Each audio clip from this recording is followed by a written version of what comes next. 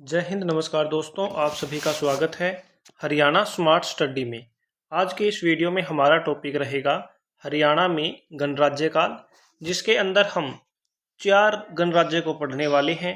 योधेय गणराज्य, कुनिंद गणराज्य, अगर गणराज्य और अर्जुनाइन गणराज्य। लेकिन इससे पहले बात करते हैं हरियाणा में इन गणराज्य से पहले किसका शासन था। तो सबसे पहले बात करेंगे 324 ईसा पूर्व से 232 ईसा पूर्व तक किसके अधीन हरियाणा रहा था। तो इस समय हरियाणा 324 ईसा पूर्व से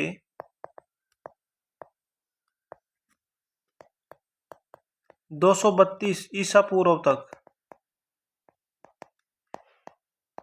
हरियाणा मौर्यों के अधीन, जो मौर्य साम्राज्य था उसके अधीन रहा था। मौर्य साम्राज्य के अधीन रहा।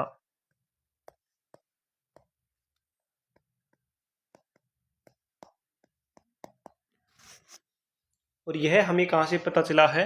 तो यह हमें पता चला है टोबरा अभिलेख से। कौन से अभिलेख से हमें यह पता चला? तो यह पता चला है टोबरा अभिलेख से, जो कि कहां से प्राप्त हुआ है? यह प्राप्त हुआ है हमें सूघ यमुनानगर से। सूघ यमुनानगर से। और एक इतिहासकार हुए हैं प्रोफेसर केसी यादव। प्रोफेसर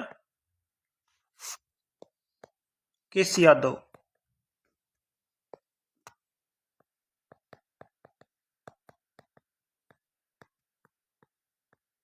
इनके अनुसार जो चंद्रगुप्त मौर्य था वो हरियाणा का निवासी था। चंद्रगुप्त मौर्य कहाँ का निवासी था? हरियाणा का।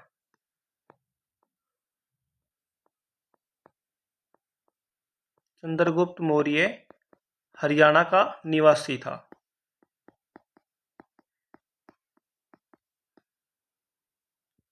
किनके अनुसार? प्रोफेसर केसी यादव के अनुसार। और चंद्रगुप्त मौर्य के समय एक कौन था? यूनानी विद्वान कौन था? मेगास्थनीज। चंद्रगुप्त मौर्य के समय यूनानी विद्वान कौन था? मेगास्थनीज था। और उनकी एक पुस्तक थी जिसमें हरियाणा का जिक्र मिलता है, तो उसकी पुस्तक कौन थी? इंडिका। ये भी आपको याद रखना है। और हरियाणा आने वाला पहला विदेशी यात्री कौन था? तो ये था मेगास्थनीज। कौन था? मेगास्थनीज। हरियाणा में सबसे पहले आने वाला विदेशी यात्री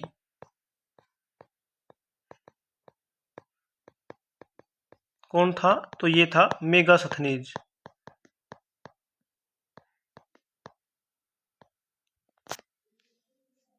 अब बात करते हैं हरियाणा के गणराज्य की। और मौर्य के पतन के बाद हरियाणा में सबसे पहले किस गणराज्य का उदय हुआ था? तो योधेय गणराज्य का उदय हुआ था। कौन से गणराज्य का उदय हुआ था? योधेय गणराज्य का। तो इसके बारे में पढ़ते हैं। जो योधेय गणराज्य है यह सबसे बड़ा गणराज्य है। जो ये 4 गणराज्य हैं इनमें सबसे बड़ा गणराज्य कौन सा रहेगा? योधेय। और यह सबसे प्रमुख है और सबसे ताकतवर भी कौन सा ही है? योधेय गणराज्य है। तो यहाँ पे यह कौन सा गणराज्य है? सबसे बड़ा गणराज्य कौन सा है? योधेय गणराज्य है। सबसे ताकतवर भी यह है और सबसे प्रमुख भी यह है। इस गणराज्य का नाम युधिष्ठिर के बेटे योधेय के नाम पर रखा गया। किसके बेटे के नाम पर रखा गया है? युधिष्ठिर के बेटे योधेय के नाम पर रखा गया है। यह हमें कहां से पता चला है? तो यह हमें पता चला है महाभारत के द्रोण पर्व से। कहां से पता चला है हमें? महाभारत के द्रोण पर्व से।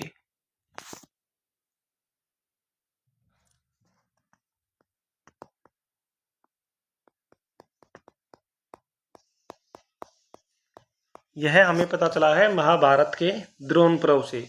पाणिनि की पुस्तक अष्टाध्यायी व जूनागढ़ गुजरात से प्राप्त शक शासक रुद्रदामन के अभिलेख के अनुसार इस गण का नाम योधेय योद्धा प्रवृत्ति के कारण पड़ा है।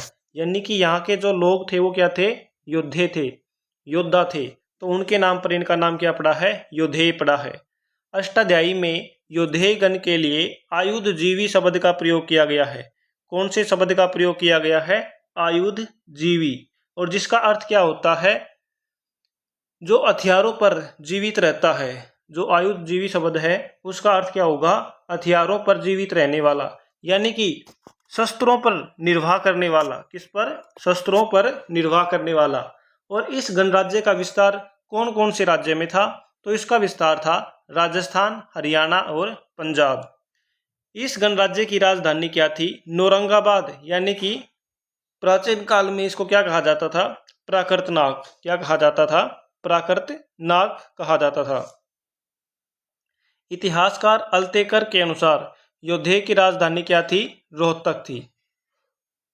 रोहतक से योद्धेयों की टकसाल प्राप्त हुई है। कहाँ से? योद्धेयों की टकसाल कहाँ से प्राप्त हुई है? रोहतक से। योद्धे गण का पूजनीय देवता कौन था? तो ये था भगवान कार्तिकेय। कौन था? भगवान कार्तिकेय था। और जो भगवान कार्तिकेय है, इसके लिए योद्धेयों ने कौन सा शब्द यूज किया है? तो ब्राह्मण देव। कौन सा शब्द यूज किया था? ब्राह्मण देव शब्द का यूज किया था, यानी कि प्रयोग किया था। ब्राह्मण देव शब्द का प्रयोग किसने किया था? तो ये किया था योद्धेयगण के लोगों ने। किसके लिए किया था? भगवान कार्तिकेय के लिए। प्रतीक चिन्ह क्या रहेगा? मयूर, या फिर हम इसे मोर बोल सकते हैं। प्रसिद्ध वाक्य क्या था इसका? योद्धे गणस्य जयम। क्या था? योद्धे गणस्य जयम, ये इसका प्रसिद्ध वाक्य था। योद्धे काल में हरियाणा का नाम क्या था? बहुधान्यक प्रदेश। और बहुधान्यक प्रदेश ही महाभारत काल में हरियाणा को कहा गया है। योद्धे काल में हरियाणा का क्या नाम था? बहुधान्यक प्रदेश। और बहुधान्यक प्रदेश हरियाणा को और किस ग्रंथ में कहा गया है? तो ये कहा गया है महाभारत ग्रंथ में भी। किसमें कहा गया है? महाभारत ग्रंथ में।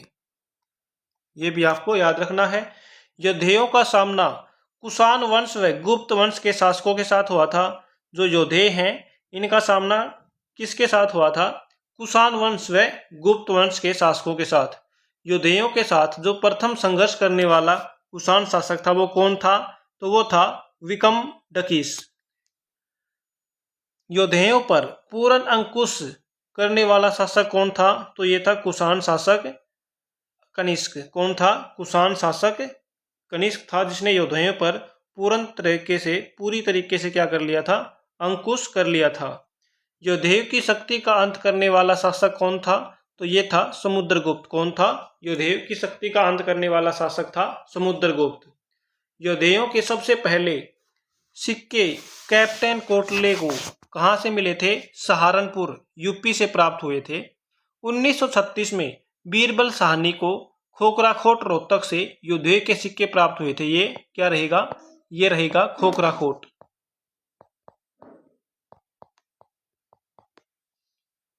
कहाँ से प्राप्त हुए थे? खोखराखोट के जो खोखराखोट से योद्धे के सिक्के प्राप्त हुए थे। ये सिक्के भिवानी, रोहतक, करनाल और झज्जर से भी मिले हैं। और वर्तमान में ये सिक्के कहाँ पे हैं? झज्जर संग्रहालय में सुरक्षित हैं। अब बात करते हैं अर्जुनायन गणराज्य की। इस गणराज्य का उदय कब हुआ था? 200 ईसा पूर्व। कब हुआ था? 200 ईसा पूर्व इस गणराज्य का उदय हुआ था। और कुछ इतिहासकारों के अनुसार अर्जुनायनों का संबंध किससे है? पांडुपुत्र अर्जुन से। इसका संबंध किससे है? पांडुपुत्र अर्जुन से। पांडुपुत्र अर्जुन से इसका संबंध है।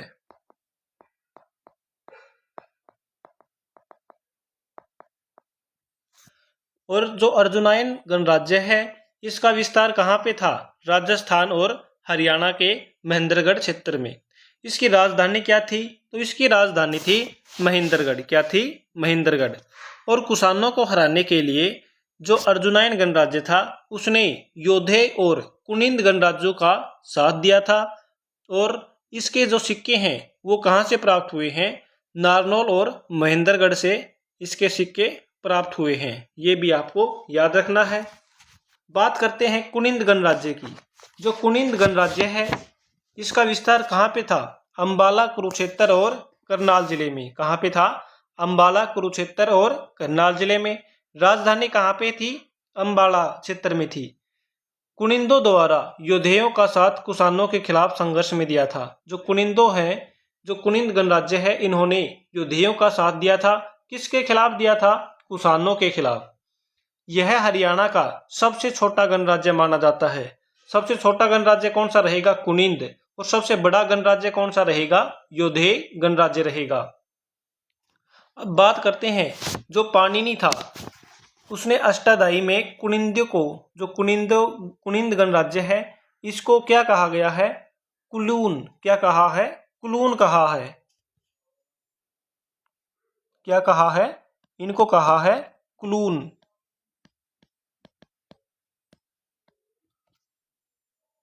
और इनको 3 भागों में बांटा गया है, प्राचीन कुनिंद, मध्यकालीन कुनिंद और उत्तरवर्ती कुनिंद। ठीक है, ये आपको याद रखना है। 3 कुनिंदों में बांटा गया है, प्राचीन कुनिंद, मध्यकालीन कुनिंद और उत्तरवर्ती कुनिंद। अगर गणराज्य, अगर गणराज्य यह राज्य का दूसरा सबसे महत्वपूर्ण गणराज्य था। और इसकी राजधानी कहाँ पे थी? इसकी राजधानी थी अग्रोहा, अग्रोदगामी। और अग्रोहा का प्राचीन नाम क्या था? अग्रोध का। क्या था? अग्रोध का। और इसका उल्लेख हमें कहाँ से मिलेगा? तो इसका उल्लेख हमें मिलता है कहाँ से? बौद्ध ग्रंथ महामातुरी से। बौद्ध ग्रंथ महामातुरी से हमें इसका वर्णन मिलता है। यह स्थल महाराजा अग्रसेन द्वारा बसाया गया था। जो अगर गणराज्य है, यह स्थल कहाँ, किस महाराजा द्वारा बसाया गया था? महाराजा अग्रसेन द्वारा। अग्रोहा को अग्रवाल समुदाय का उत्पत्ति स्थल माना जाता है। क्या माना जाता है? उत्पत्ति स्थल। अग्रोहा, यहाँ से अग्र गणराज्य के तांबे के सिक्के प्राप्त हुए और इन सिक्कों का क्षेत्र अग्रोहा, हिसार, बरवाला और फतेहाबाद तक फैला था। अग्रगण के कुल 10 सिक्के मिले, जिनमें से 9 सिक्के कहाँ से प्राप्त हुए थे? तो ये 9 सिक्के प्राप्त हुए थे बरवाला से। कहाँ से प्राप्त हुए थे? बरवाला से प्राप्त हुए थे। और अग्रोहा से ही संगीत के 7 सुर सारे गामा पादानी का भी उल्लेख हमें एक ईंट पर प्राप्त हुआ है। कहाँ से प्राप्त हुआ है? ये प्राप्त हुआ है अग्रोहा से, संगीत के 7 सुरों का उल्लेख। ठीक है, ये भी आपको याद रखना है। अब बात करते हैं, जो सिक्के थे उन पर जो नाम मिले हैं उनके बारे में हम जान लेते हैं। जैसे कि एक सिक्के पे नाम मिला था द्विवार्ग। क्या मिला था? द्विवार्ग।